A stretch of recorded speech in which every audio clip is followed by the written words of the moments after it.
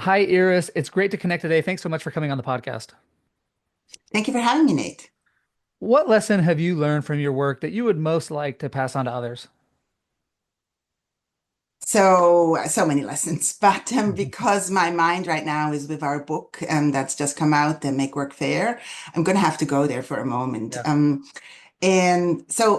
When I look at that book, the maybe one of the biggest takeaways is that fairness cannot be a program, but it has to be a way of doing things. So we have to embed fairness into everything we do, whether that's, so the book focuses very much on the workplace, but that's not just the workplace. So whether that's at work, at school, in society, wherever we are. So so I'm thinking a lot about how to do that, how to turn this into reality.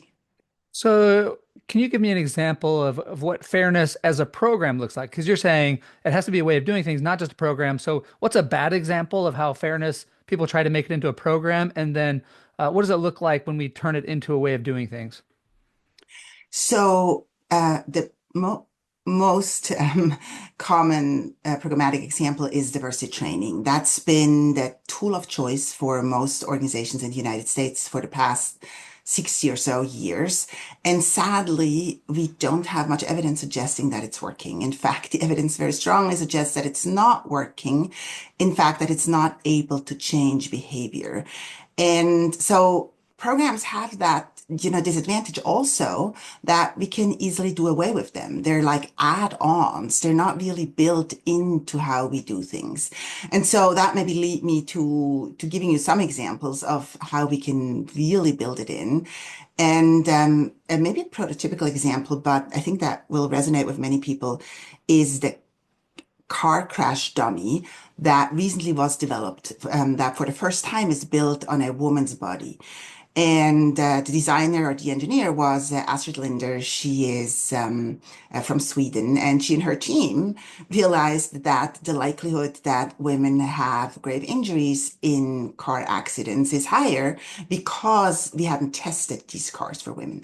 Right? So that's an example of just building it in. We don't have to have any additional trainings or programs, but we just build it into how we do things. But it's not just products. I mean, products obviously are very important. People might think of artificial intelligence now. Of course, we have to build fairness into our AI. But let me give you maybe something that is more from HR. So there's lots of practice and procedures that human resources professionals use, how we hire, how we promote, how we do performance appraisals. And we recently were contacted by one of the largest employers in Australia about a puzzle. And their puzzle was that they invite people to apply. These are all leadership positions. They choose somebody, and then they're hoping that the rejected applicants will reapply because they've just gone through their resumes, etc. And they noted that men were twice as likely to reapply than women. So that's the puzzle they contacted us with. And we did a number of things, but the one that I want to leave your listeners with is that we changed one sentence in the email that they normally send to rejected applicants. And that email was informed by a very simple question that we asked, namely, how do people know they should reapply and who do you write to? And they said, well, we'll send an email saying, thank you for applying. Sorry, didn't get the job. Please reapply. There are similar positions like this one out there. And so we said, add one sentence because we learned that they write only to the top 20% of applicants. And we said, add that one sentence and then end your email by saying, and you were top 20%. And that closed the gender gap in reapplications rates. Right. So sometimes these features can be tiny, right? Literally one sentence, basically cost less, embedding fairness into how we do things. And sometimes they're bigger, such as developing new car crash dummies. So interesting. And I got so many thoughts. Um, I love this idea of it has to be a way of doing things because people want to live in a fair world. And you give the example of the crash test. I mean, it's so funny because I saw on Twitter X, um, somebody was complaining about how like, oh, now they're complaining that even crash test dummies are sexist. And I was like, well, no, that's obviously not what they're saying. They're saying that um, the crash test dummies have been designed for a specific body type, and that is resulting in inordinate harm to women. Like that's not that's a total fairness thing, and I think when you explain it that way, that look, women are more likely to be injured in a car crash because of the way crash test dummies are designed. I think all of us would agree, like, yeah, let's design some crash test dummies that are more fair for women. And so I love this thinking about it in terms of the way we do things to promote fairness, as opposed to a program that it's not obvious that the trainings on bias or sexism or DEI would not work. But I appreciate your approach of like, let's go to the data and let's see what helps, because ultimately we want to live in a fair world, or make the world as fair as we can.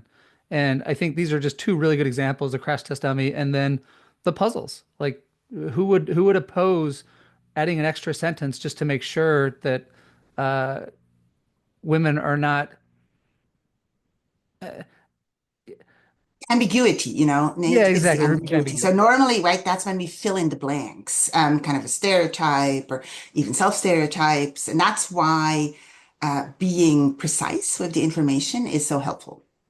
Yeah, great. So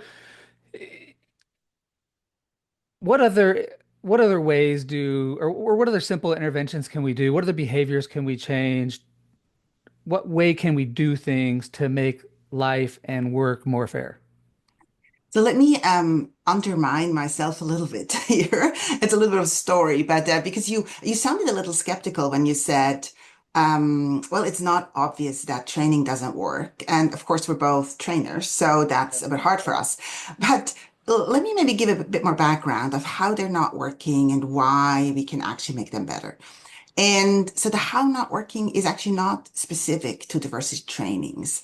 It's almost common sense that when we train somebody on something that is not relevant to their work, at least not immediately, a training that they might not necessarily want to take at a random moment in time, that might not stick. Right? And that's the issue with those types of trainings, that they are not specific. So we're not thinking about what does Nate have to do this afternoon or this week, and can we help him do that better in a more fair way? It's not timely. They're typically not timely. They happen during onboarding or a random moment in time during the year. And so I'm also thinking specifically that timing is important, which is why I talked about, your afternoon or your week. And then they're typically not delivered with much organizational authority. So it's a bit ambiguous, to go back to that term before, of how much the company really cares. Is it a check the box activity? Is it, something deeper? So I had actually given up a bit on training because we have literally hundreds of studies now showing no correlation, and then one very nice controlled experiment, a randomized controlled experiment with an organization showing that it couldn't change behavior. So I had kind of given up, but we recently, a group of us tried a different type of training. And what we did was actually following the guidelines that I just set out before, kind of informally, and that is we tried to apply insights from behavioral science to how to design a training. So, first of all, we made it timely. Secondly, we made it specific. And thirdly, we had it delivered by senior management.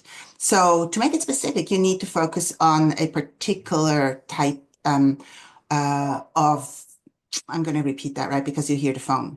Okay, no problem. No, no, sorry. We had actually unplugged it, but it's apparently still ringing. So I'm going to just repeat that if that's okay. Yeah, that's just fine. I Are can. we live, Night? Nate, I should have asked that before, right? Should I just restart my sentence? Yeah, you can just restart and then I'll edit it out. Yep, just fine. Okay, so I'm going to start with the diversity training. Yep. Okay, so I'm going to just do that whole part again. Um, So Nate, let me actually go back to diversity trainings, diversity training programs, because you sound a bit skeptical when I said that they're not working.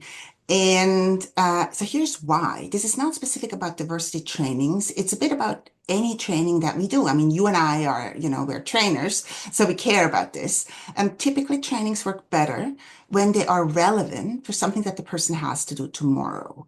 And both of those are important. So the tomorrow and the relevant, right? So we don't want to do generic trainings that have nothing to do with our responsibilities, our work.